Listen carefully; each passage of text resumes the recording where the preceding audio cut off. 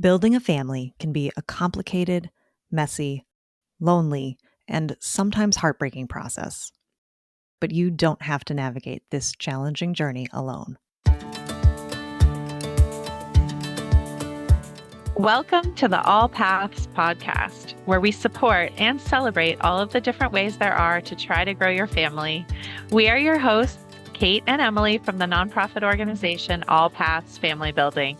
And today we're talking with Maya and Jen about their journeys and their work in this space. Maya and Jen, thank you for joining us today on our podcast.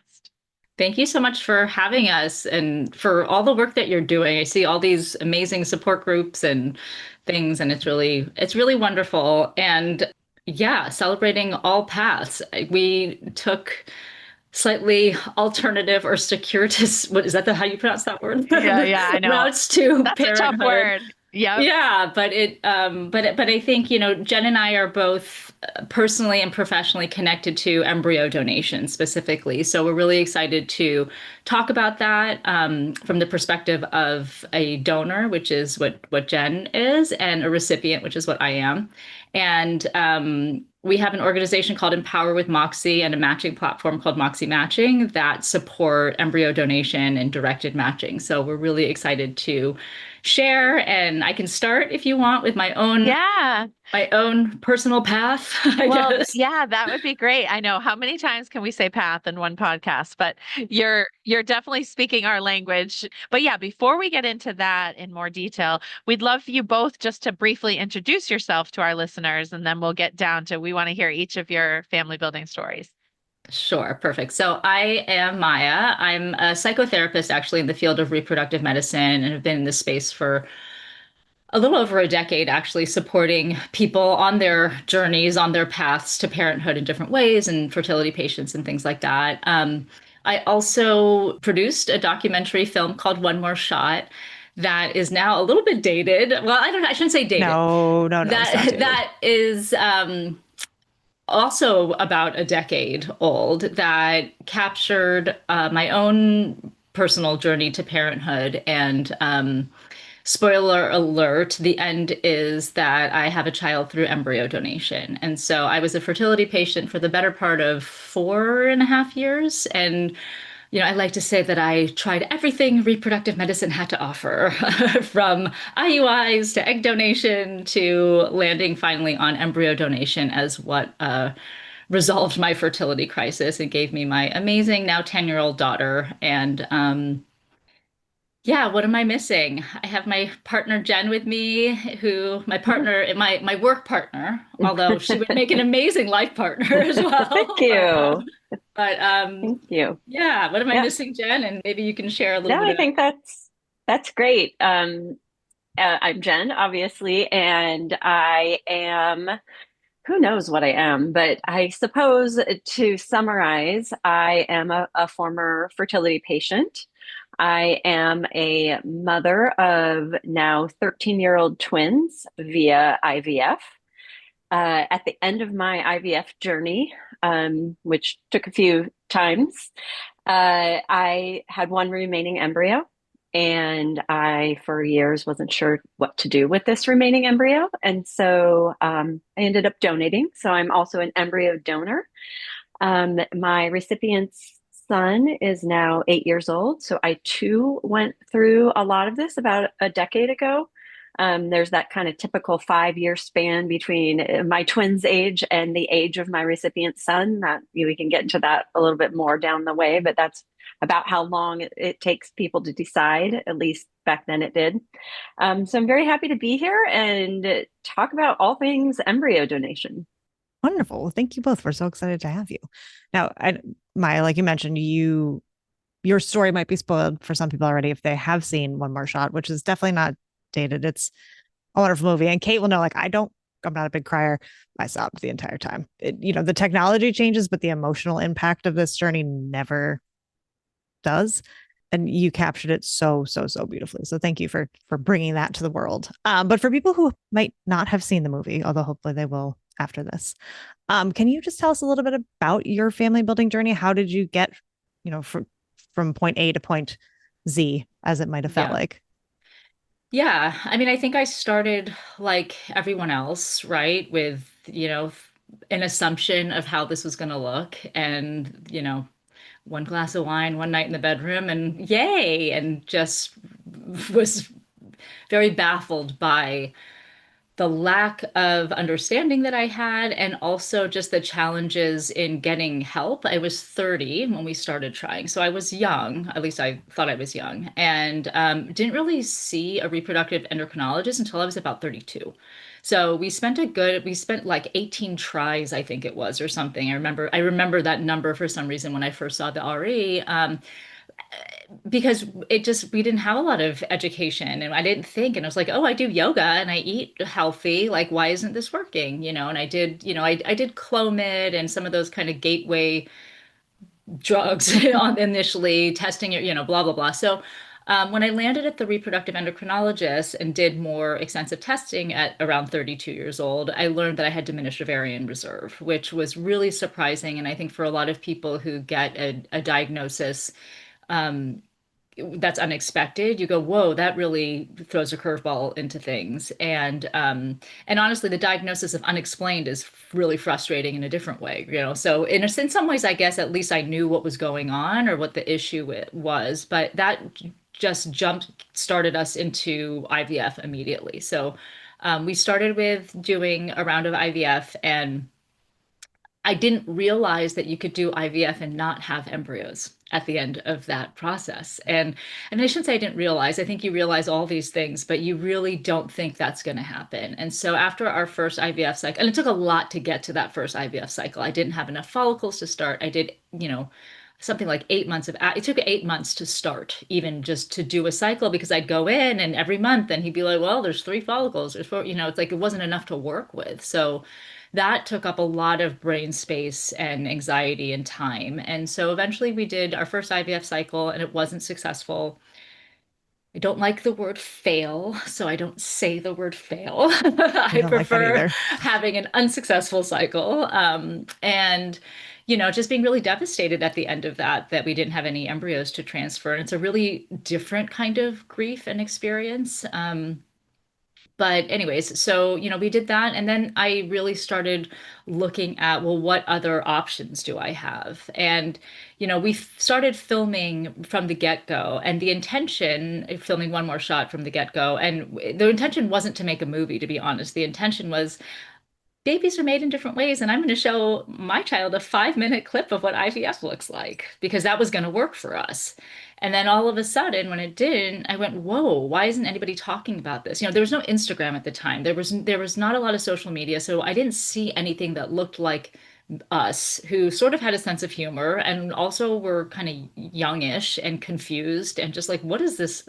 How do you make a baby? Like, what is going on here? So anyway, so we ended up just filming everything. And what that looked like was, over time, we did a bunch of IUIs. Now I say for shits and giggles, because it was like, but you want to try everything to see what might work. My sister actually donated eggs to us at one point in our journey. So really trying to embrace and understand a sibling as a donor or a directed donor.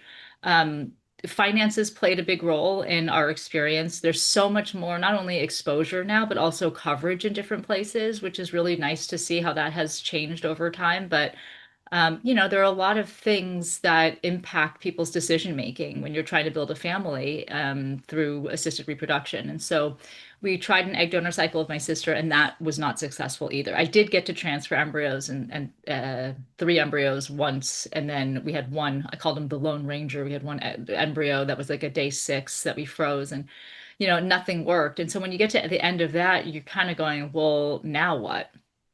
And now what ended up being embryo donation. And it was something that I never knew about. I didn't know embryo donation existed. I didn't know, I mean, I guess I did, I knew it existed, but I didn't quite understand it. And I think the landscape was very, for me at least, very kind of like a pro-life and religious vibe to it. And I was like, I don't know what this is. Like, this is not, that didn't gel for me.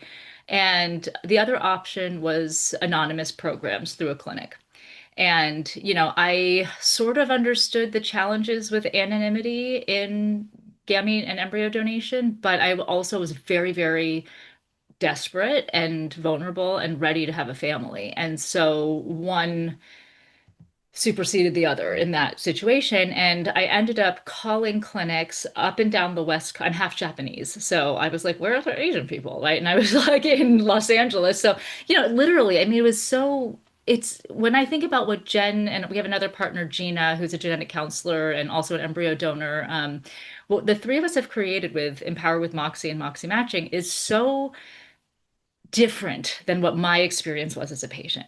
And so, as at that time, I literally called clinics up and down the West. I started in LA and I was like, "Hi, do you have a wait list for embryo donor?" Like I didn't even know what to ask. And I could literally hear like the nurse or whoever answered the phone pretending to write on a post-it, like my name down or something. Like it really felt like that. They're like, "Okay, well, we don't have many embryos, but like we'll keep you posted." I'm like, "Yeah, So I called clinics from Los Angeles through San Francisco, like up into the Pacific Northwest area. And I actually had one doctor who said that they thought they knew of, it was like a donor egg bank, and then maybe they were half Japanese. Yeah, I don't know. It was just like kind of one of these things. I just made all these phone calls. I had a spreadsheet. I had like a legit Excel spreadsheet with names of clinics and like, did I talk to somebody, check with it, what the date they put me on the wait. Like I was looking for that actually the other day. I wanted to show Jen and Gina, my partners. But anyway, so, I landed on a clinic in the Pacific Northwest that did have an embryo donation program essentially. And I had, and it was anonymous and, they did things the way that they did them and it worked well for us. I had we were able to transfer. Again, though, it wasn't like, yay, we found an embryo and we showed up. It was like, yay, we found a clinic. I had to figure out all the things. I was monitored in LA. I traveled, up to the Pacific Northwest after my cycle had been canceled because my lining and my this and the Lupron didn't work. Right, it's all that stuff. So but eventually or we were successful, or the embryo took. I had a really rough pregnancy, bled through the whole thing, subchorionic hematoma. I mean, you name it. I was That's like, scary. wait a minute.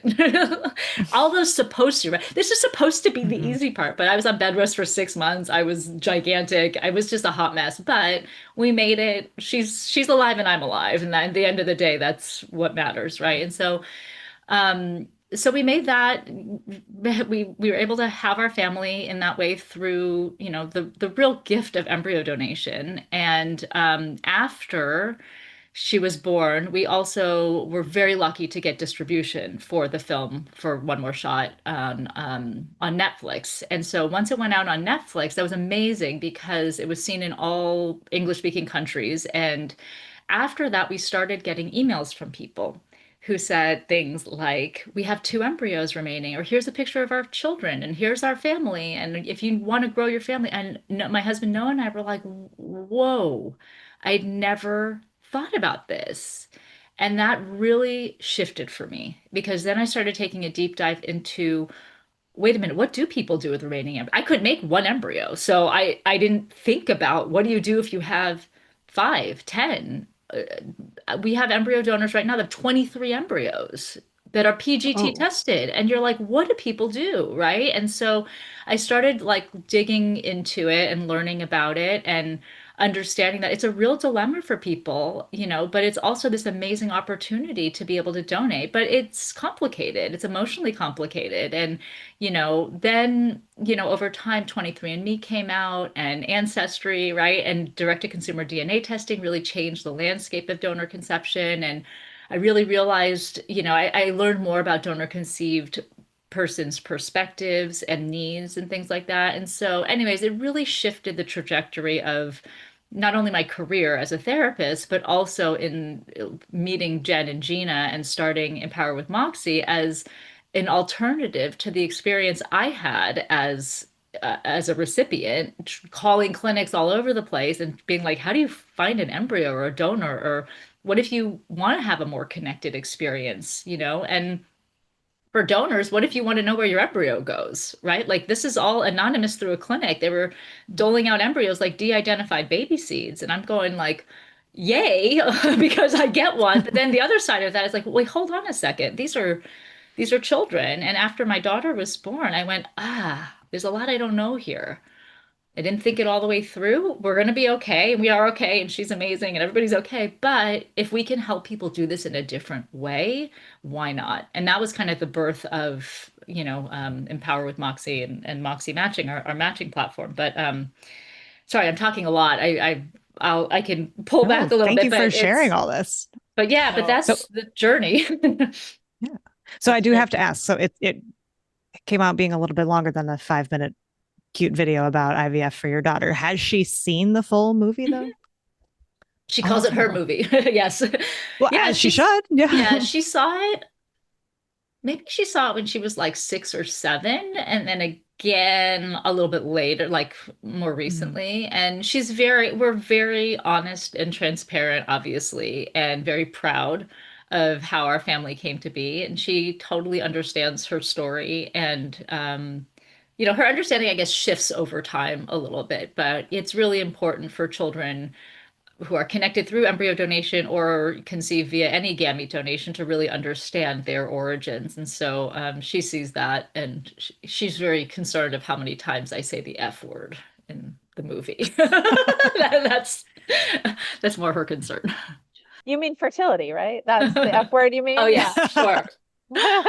I know. I'm like, that is the F word that is frequently said during fertility struggles. So absolutely. So Jen, we'd love to hear about your story too. In particular, you shared a little bit about it, but we'd love to hear how you did navigate that decision about what to do with your remaining embryo. Sure. And obviously, every person who becomes an embryo donor at one point has been an IVF patient, often for various reasons. But Maya, for the first time just now, I realized that we both started our journey at the age of 30, and in terms of trying. And then I became a fertility patient around the age of 32. And in my case, I was newly married, same as Maya. I thought, okay, we've been married for a year. Let's start trying to have a baby. And in our case, it was male factor infertility. So, and this is after, a year of trying and then another year of tests. And then let's try acupuncture. Let's try all the things. And in the end, we were only candidates for IVF, and ICSI, and didn't try any IUIs or anything like that because the numbers just weren't there. My first IVF cycle ended in miscarriage, unfortunately, and no remaining embryos. And then my second cycle, which was about 2 years later, it took me a little bit to recover, um, ended up in three viable embryos. This is back in the day when they used to transfer two. So I became pregnant with twins and had one remaining embryo. Um, a lot of people that go through IVF talk about, thinking that they may become an embryo donor one day. For me, that was not on my radar at all. I think because of the time and the loss I had experienced, I couldn't imagine having anything surplus at the end. And I don't even recall signing a disposition agreement at the doctor's office about what to do with any remaining embryos, even though I probably did. And so that is one of the reasons that we, as a company, are so passionate about education, because it really needs to happen earlier in the process for a lot of people. So, long story short, as I mentioned in my intro, I did give birth to twins in 2012. So they are now 13. And when you have a or many remaining embryos, you always get that annual storage bill that reminds you that they're there. And for years, we just kind of ignored it. Life with twins, we're not sure our next step. But when the twins were about 4 years old, we really started taking it seriously. My case is unique, I think, because I only had one remaining embryo, and nowadays I don't even know if I could donate a single embryo because times have changed so much. But back then, I always thought that that would be an option. And so I reached out to my clinic and I asked, we as a couple realized we were not going to pursue a third child on our own. In our case, we could have, but it wasn't the right next step for us. Life with twins was stressful, and there were a lot of changes going on in our lives at the time. And so I reached out to my clinic and asked what this might look like if I decide to donate.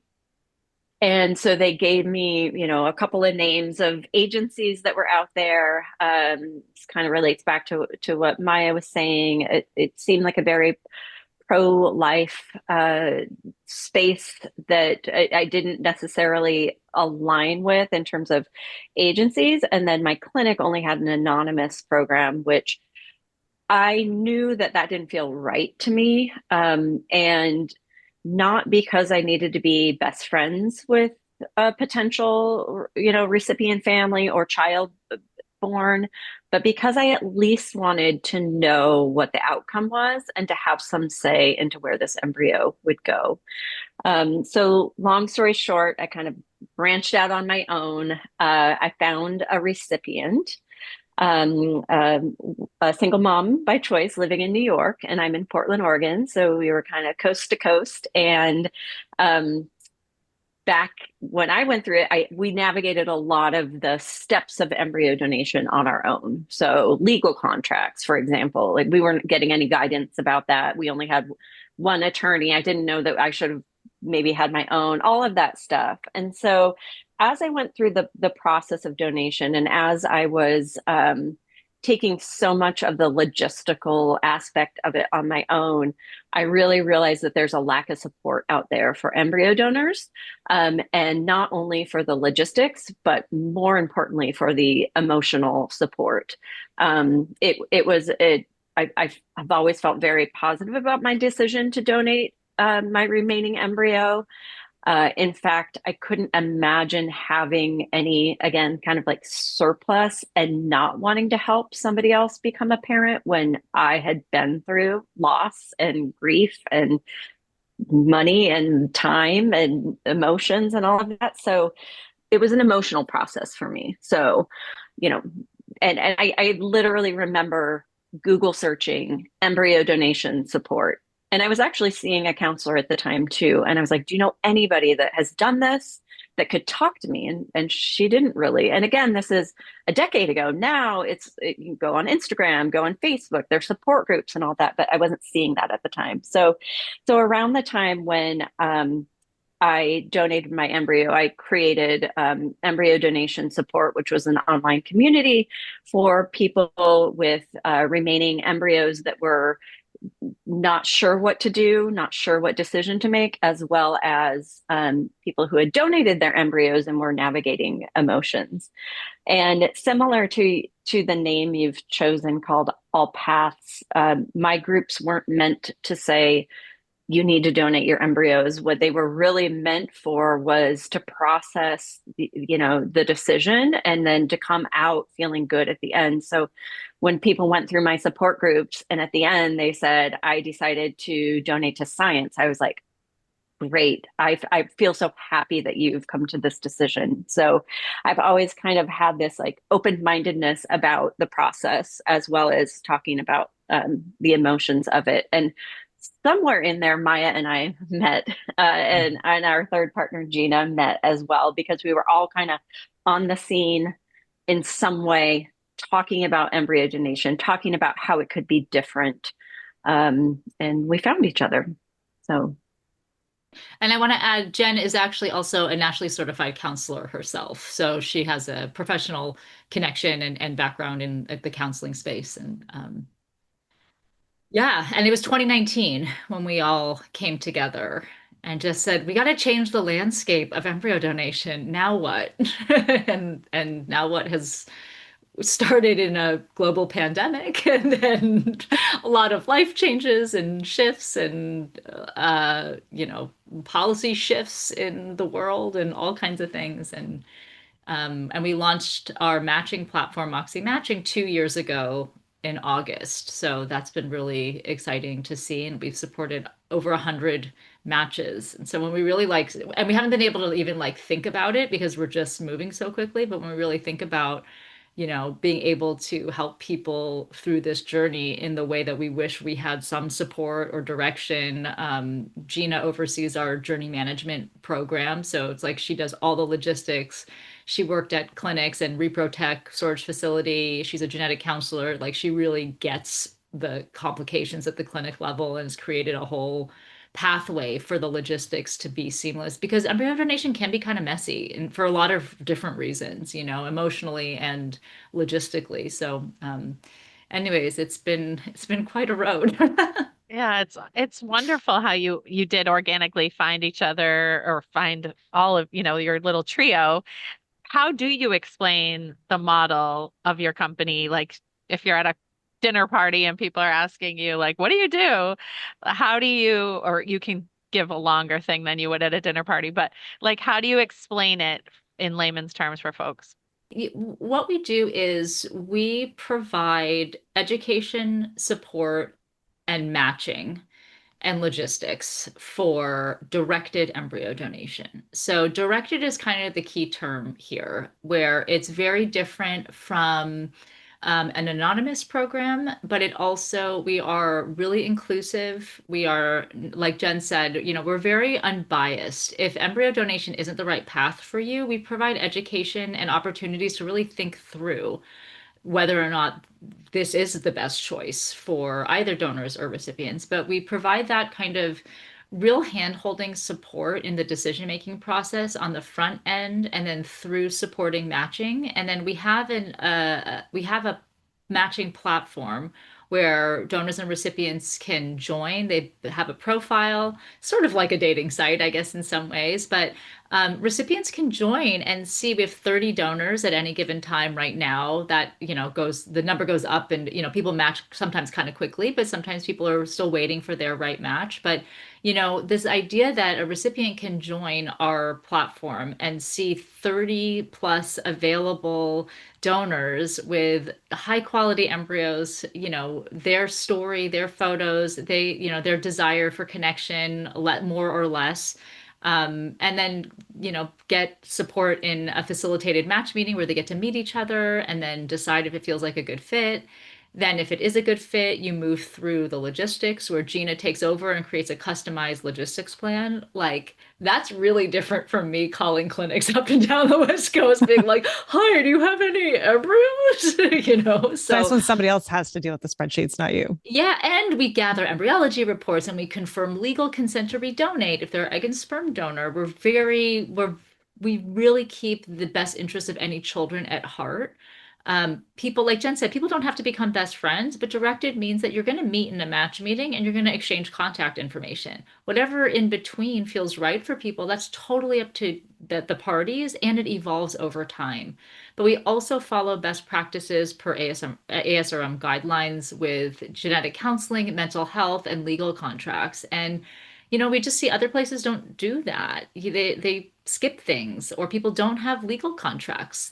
They have a form that they buy online or something like that, and we've seen the back end of that where after people do that, they come and they're like, oh, somebody took my embryos and I can't get them back. And here's my form and my addendum. I'm like, you bought this online. There's no attorney to call. Like, I don't know what to tell you, And so people just don't know. And it is really important to have these things in place so that you can not only think about the process. Genetic counseling is important. It helps you understand medical and health history on the front end, and then also support a donor conceived child's, health journey from the get-go. And, but if it's skipped over, I don't know. It's just kind of one of these things where because we're professionals in this space, we see the value of that and we really try to educate people at the same time providing a lot of space for autonomy in patients doing what feels right for them in terms of the connection. Nobody's forced to, we always say, like, you don't have to go to Disneyland together. And yet we have gotten pictures of people at Disneyland together, So it really is what feels right for you, and understanding that this evolves and changes over time. As a recipient, I probably wasn't ready to hang out with any genetic contributors to my child for probably 6 months to a year. And I would say at the year mark, I was like, you know, this could have been a little different had I known. And I actually was able to connect to the egg donor and I have a nice connection with her, so it's like it changes over time. But we just try to really set people up on the front end well so that they can navigate this and understand their options and be educated so they can make the most informed choices. This is great. And obviously, it's so lovingly created in terms of your own different experiences that you bring, as well as your professional expertise. So the combination of those things really feel like they so have contributed to the exact model you're creating, because you're like, what do I wish we had? Or, what could have been better, which is really powerful. Yeah. So kind of related to that, Jen, I was curious about, and of course, anything, if we ask you something that's too personal, just kick me to the curb. Um, yeah, I know. That's what I always say too. But I was curious about like how, Maya was sharing about how she's shared her daughter's story and the movie with her. And so I was curious about that and your twins, about sharing their kind of origin story, but then also their donor embryo aspect of their story and that part of the journey. Yes, I'm so glad you asked that because when I was just listening to Maya talk about kind of the dinner party, what we might say, one of the things that Maya said is children's welfare is really at the heart of what we do and what we created. And we understand that the path doesn't end when the embryos have been donated. Really, the new path or journey begins. And with that comes talking to children about embryo donation. And years back, when we first got together, we did do a webinar about talking to children about embryo donation, which I think is still, I haven't checked it out lately, but I think it's still pretty legit. And so yeah, in terms of when you are an embryo donor, you obviously, in most cases, have your own children that will have these genetic connections. Occasionally, we'll have embryo donors that have decided to not pursue parenthood with the embryos they have, but in most cases, donors themselves have children.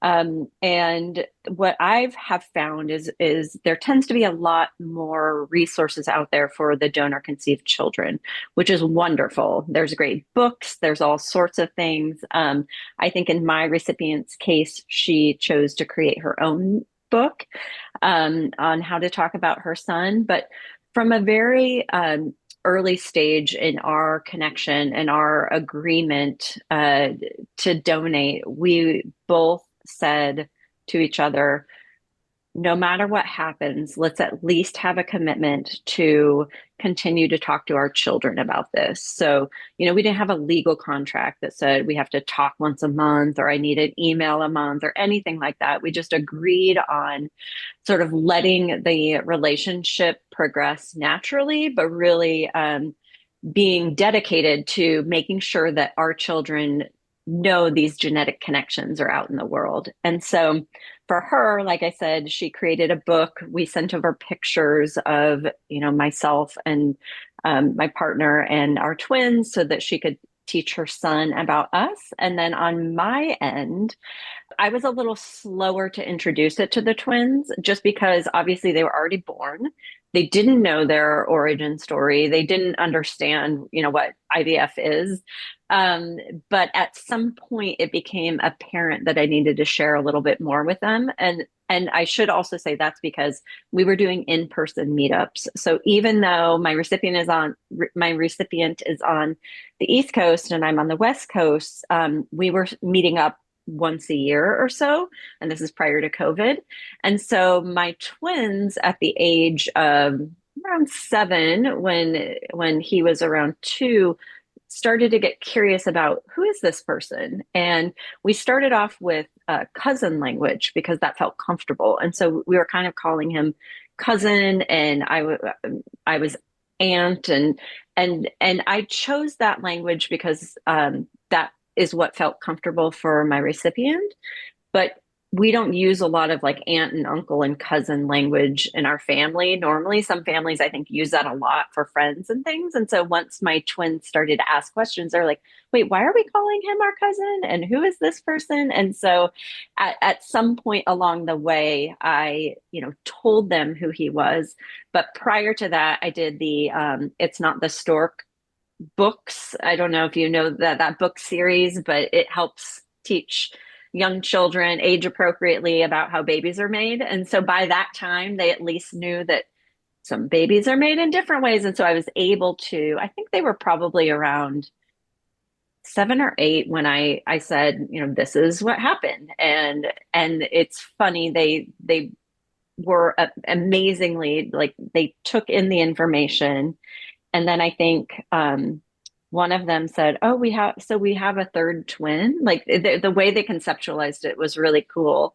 And then my daughter, really started thinking of my recipient son as her brother, and started talking about it in school and talking about it when I took her to the doctor's office. And there's a really funny clip that we share in that webinar we did, where my daughter tells her, I think, third grade teacher about how she has another brother that was frozen in a drawer for 4 years because her mom was too busy to raise him. Her mom gave him to somebody else, and it was her conceptualization, and it was really sweet. But I did have to immediately write her teacher and say, "Don't report me to Child Protective Services.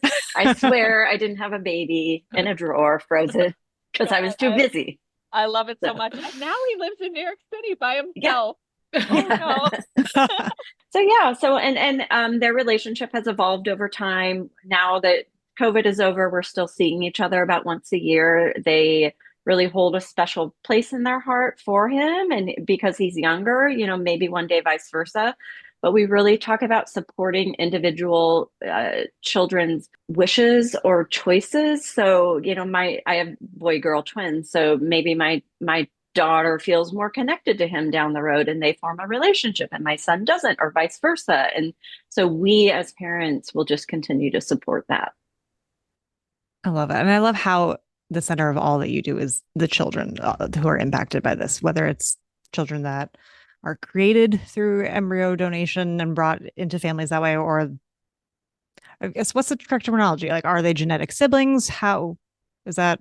I say genetic siblings, but I also say genetic connections. But they really truly are full genetic siblings. But the language in this space is, I think sometimes it has to be very personalized to each individual match, and the comfort level of both the donor and the recipient. That makes sense. Well, whatever terms families choose to use, I love that all of the children are really at the center of what you do. Yeah, and also Definitely. I was struck by how you're empowering them, and obviously that's a central name in your company, concept. And I was just like, you're really empowering them to be active participants in their own definitions of family and connection. I love that. Yeah. I think we really try to help the parents, all parents involved or all adults involved, kind of set the foundation and really think through and process and decide on how you're going to start a narrative, and then make sure that they know that they're going to have to just get out of the way a little bit when kids start to conceptualize in their own way. And I think what Jen was sharing also was like the relationship is more like slightly distant cousins, maybe, right? And so that's what felt comfortable to her recipient. That's what makes sense. We're all trying to just like hold on to things that what makes sense here. So there's terminology or language that defines the connection and the relationship and the frequency or whatever. And then there's the biology, right? Or the genetic component. And that's true for directed donation, if for egg and sperm, there's like, I do these kind of consultations often with just different family forms and different situations and things like that. And so I think that really comes up that like as the adults, you're trying to say, okay, well, it's like having cousins. Genetically, he's from the same group of embryos, and the egg and the sperm contributors are the same for everybody. So that means we're connected in this way. And so it's like siblings raised in different homes with different parents, right? Or however you start talking about it. And then what happened over time, especially I think with Jen's daughter, is, it's like, okay, that's the third twin. So he's our brother with another mother, right? And so they will talk about him now as their brother, as opposed to cousin, even though the relationship is there, right? And so the brother that was in the freezer. So anyway, but it's really evolving, and I think that Gina, and I, with what we're doing with Empower with Moxie and Moxie Matching, really are kind of on the forefront of trying to not only normalize, but help people understand this kind of unique expansion of family. And I think the idea of chosen family comes up a lot with different communities, and that's really wonderful. And now with this idea of sharing genetics and sharing embryos in this really specific way where families will be connected. And again, nobody has to go to Disneyland together, but more often than not, you're kind of going like, oh, what does this look like? And it shifts. It shifts from the time you obtain legal custody of or legal ownership of embryos and to transferring and to having a child and a year later. Like it all evolves. And we're really trying to help people zoom out and see the bigger picture and just go like, okay, let's just really settle into this on the front end well, set ourselves up and see where it goes and try to be a little flexible and try to be a little open and try to understand that no matter what, these children have to be prioritized. That's So, great. Well, while we're on the topic of terminology, and I know we're getting short on time, but I just wanted to quickly ask if one of you could explain, because sometimes I feel like I want to jump in and explain to people on social media, but then I'm like, I probably shouldn't do this, about the term embryo adoption versus donor embryo. Can one of you explain why the preferred term is embryo donation? Jen, heads or tails? I think my you go for it. Okay. I do a lot of our initial 15-minute consultations, and so I feel like I answer this question a lot. And my you go, but what I will say is not everybody knows the difference of terminology. And so we would never shame somebody for using the term adoption, even though we don't choose to use it. And we don't choose to use it for a very specific reason, which maybe Maya, you Yeah. jump in. Well, legally, embryo donation is very different from adoption. Embryos are considered property with special status. And while obviously the special status has huge potential and possibilities, an embryo is not the same as a child. So you cannot adopt property, essentially, is the kind of legal. I'm not an attorney, but what attorneys I think in this space would say is something to that extent.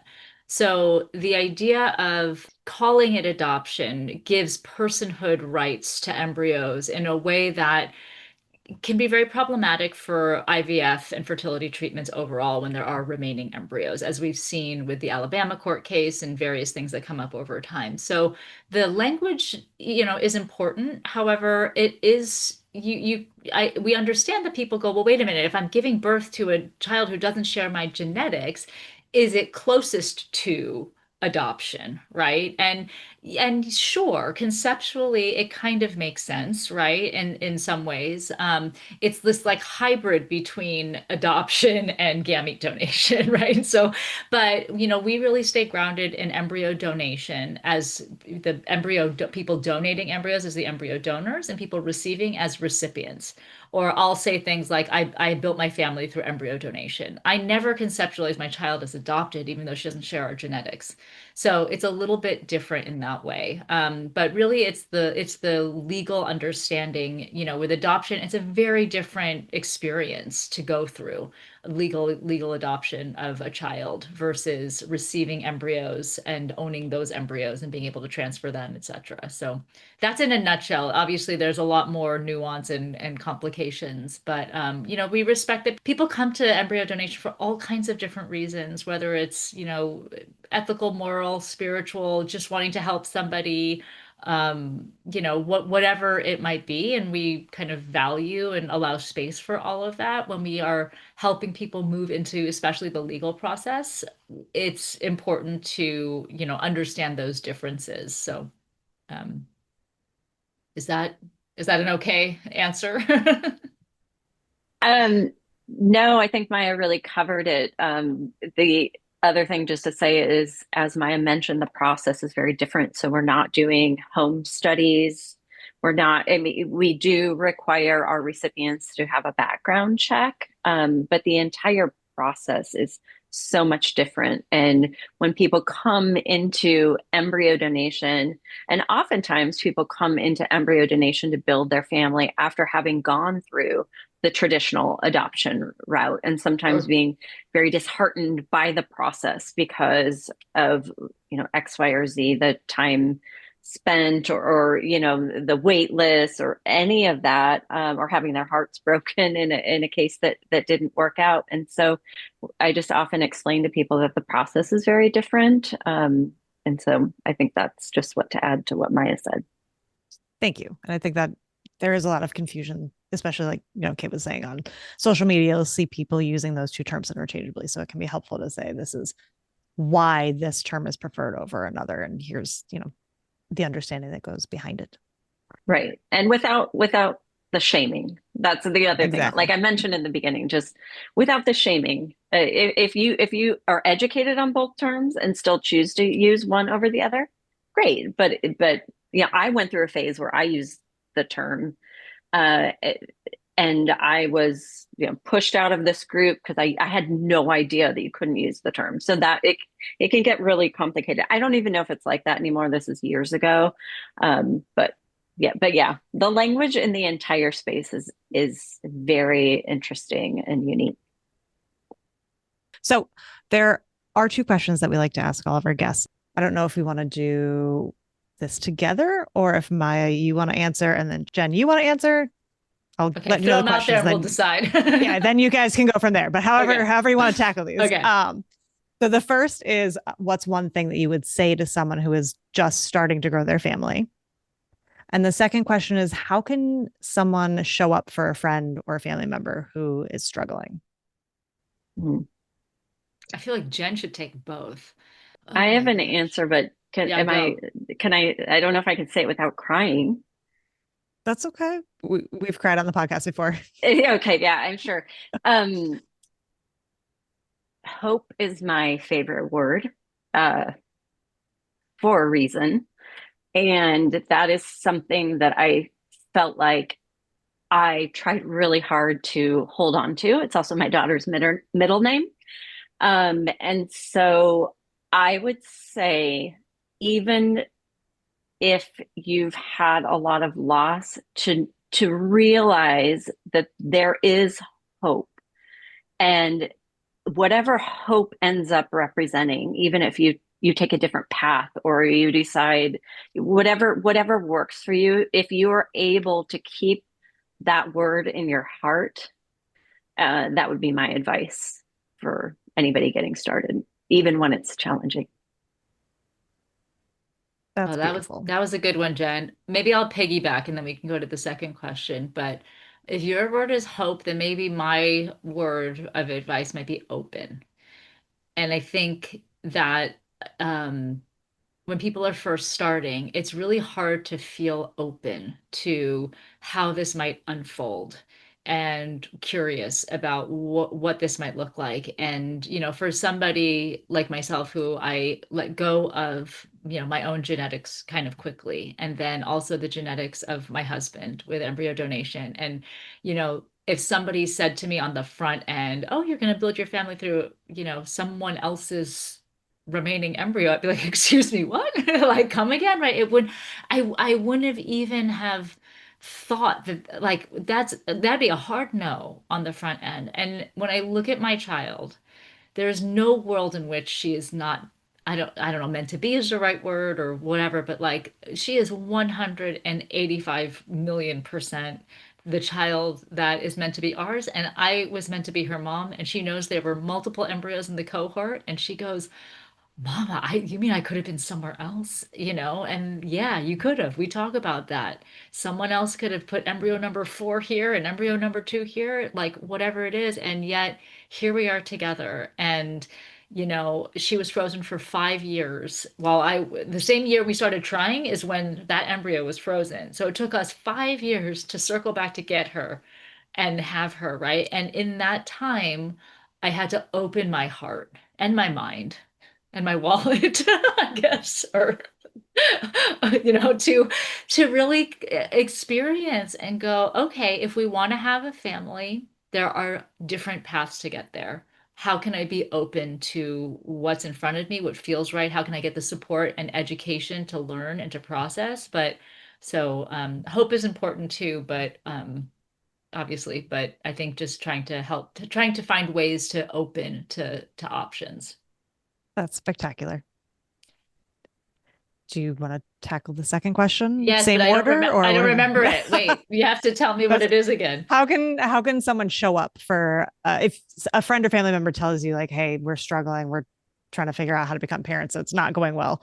How can someone show up for them, whether it's something somebody did for you when you were going through your own journey, or as you talk to other families, things that you have heard? Yeah. Yeah, maybe I'll start and then Jen, you can wrap it. But I think I work with as a therapist, I work with so many fertility patients or people building their family in different ways. And this comes up nearly with every client I have, right?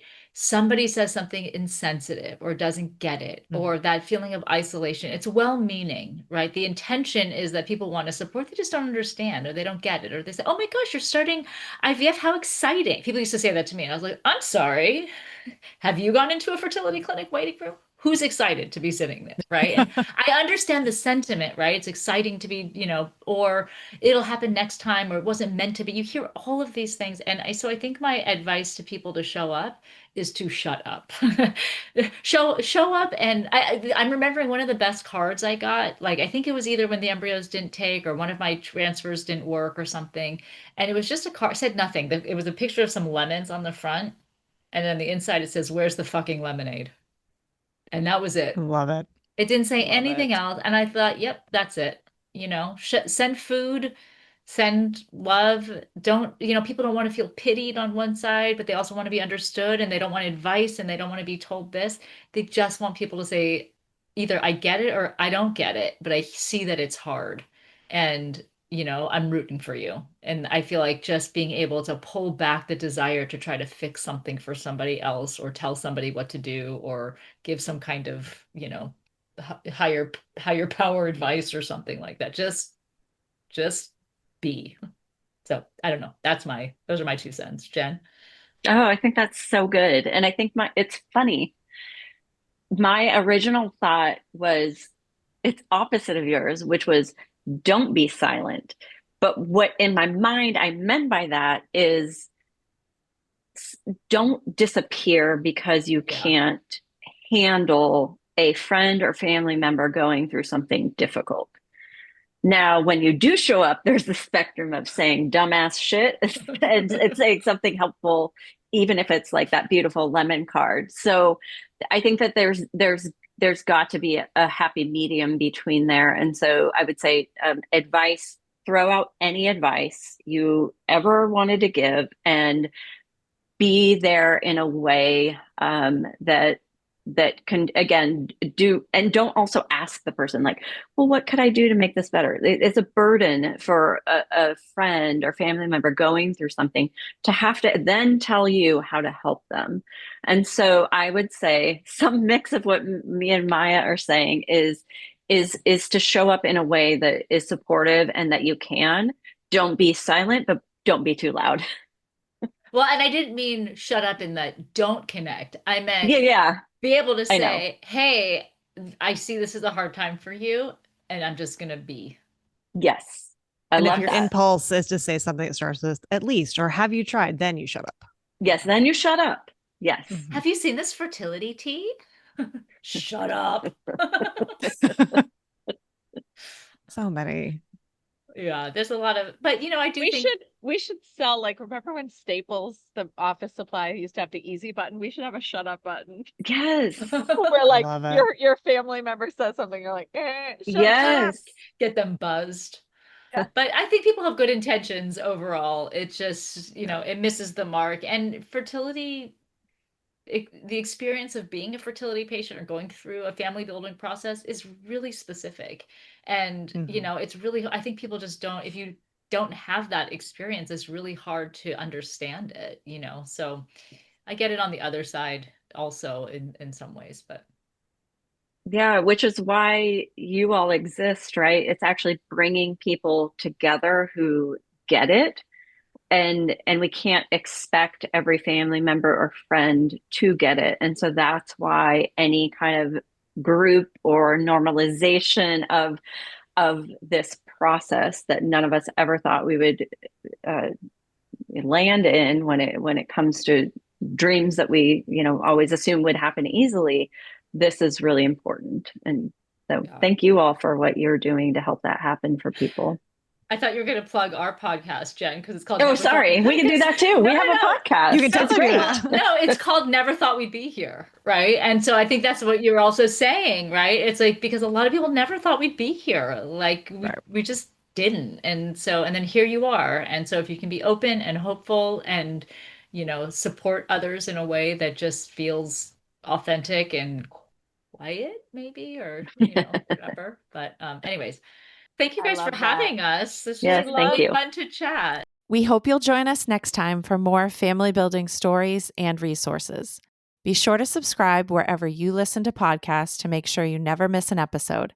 And follow us on social media at allpathsfb or visit our website, allpathsfb.org, for more information about our work. All Paths Family Building is so grateful to the members of our circle of support who are vital to our ability to provide emotional support, education, and advocacy that is open to anyone struggling to grow their families.